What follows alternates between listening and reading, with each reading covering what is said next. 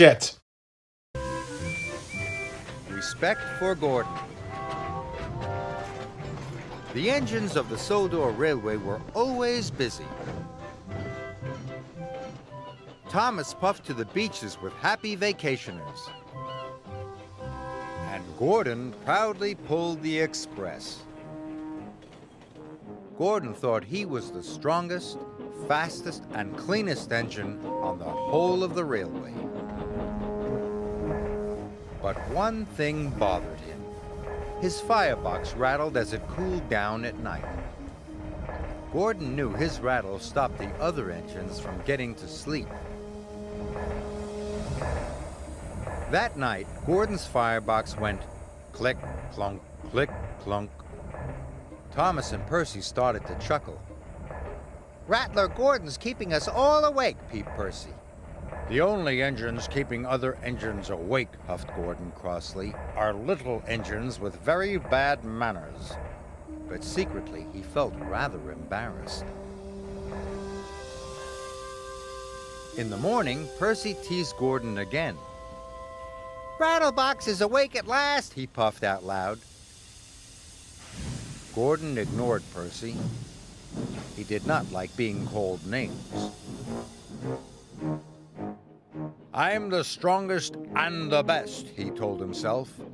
"Strongest and best, strongest and best, cleanest and fastest, and pull the express." He wished the other engines would remember that. Later, Gordon pulled into Knapford Station. "Oh, look," laughed Emily. "Rattler Gordon's here. He's pulling the Click-Clunk Express." This made Gordon very cross indeed, especially because Diesel overheard. "I hope your Click-Clunk gets better soon," oiled Diesel. "See you later, Rattler." Gordon was very cross indeed. He decided it was time the other engines learned to treat him properly. So later, at the water tank, he pulled up ahead of James. James was surprised.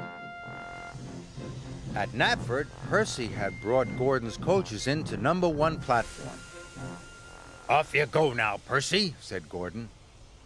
"Number 1 is my platform. Little engines shouldn't hang around." "You're a boastful, bossy, big blue boiler," Percy muttered to himself crossly.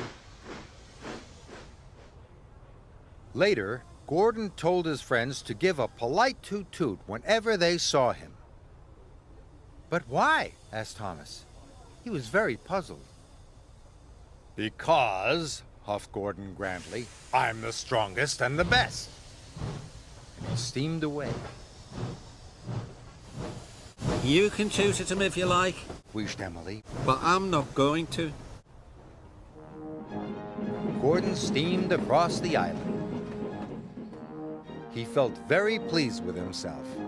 He was sure the other engines would forget his clunk-click and treat him properly now. He saw Emily coming. He listened for her toot-toot. But Emily didn't toot at all. This made Gordon very cross. He was so cross that he didn't see the signal telling him to stop. And he didn't see the goods train ahead until it was too late. Luckily, no one was hurt. Oh! As Gordon waited to be put back on the rails, Percy arrived. "Hello, Gordon," peeped Percy. "I see you're not the cleanest engine anymore." Then James puffed up. "I don't think you'll be pulling the express for a while, Gordon," joked James. Finally, Thomas arrived. "Gordon's a mess, Gordon's a mess," puffed Thomas cheekily. At last, Gordon was back on the rails. He felt very foolish indeed. Edward pushed him to the fitter's yard. Gordon had to stay at the fitter's yard for a long time. Emily and Henry took in turns to pull the express for him.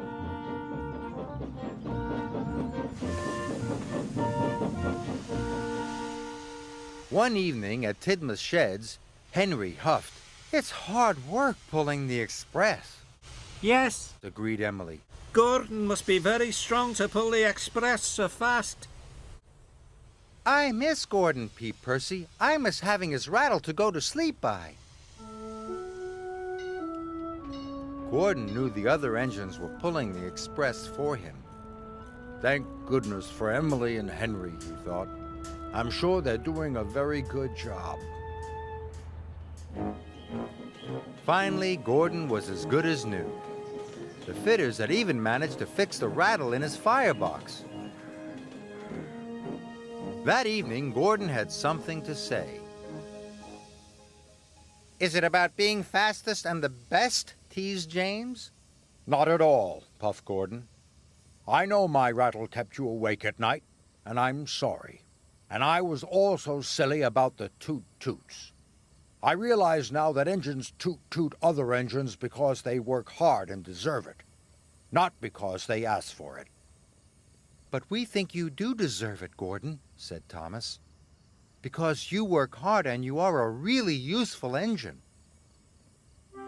All the other engines agreed. Now all the engines greet each other with a cheerful toot-toot for all the hard work they do on Sir Topham Hatt's railway.